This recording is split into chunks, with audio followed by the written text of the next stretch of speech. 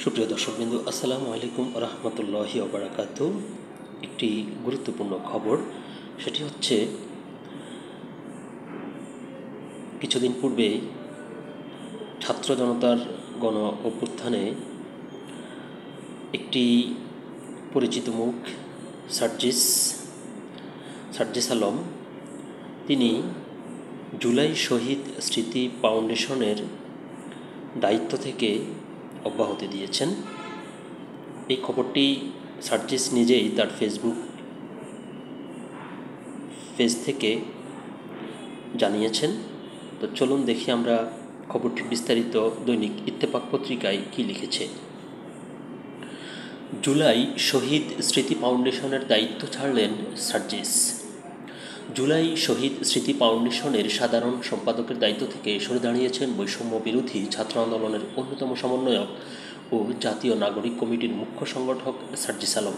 বুধবার 22 জানুয়ারি নিজেই ফেসবুক পোস্টে এই তথ্য জানিয়েছেন।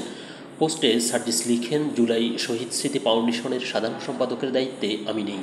এই ফাউন্ডেশনের গতি ত্বরান্বিত করার জন্য ফাউন্ডেশনের গঠনতন্ত্র, কাঠামো ও কাজের প্রক্রিয়াতে পরিবর্তন আনা হয়েছে।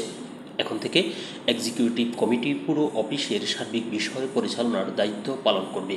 চিফ এক্সিকিউটিভ অফিসার সিইও সেখানে অফিসের প্রধান হিসেবে দায়িত্ব পালন করবেন। মীর মাহবুবুর রহমান স্নিগ্ধ বর্তমানে সিইও হিসেবে দায়িত্ব পালন করছে।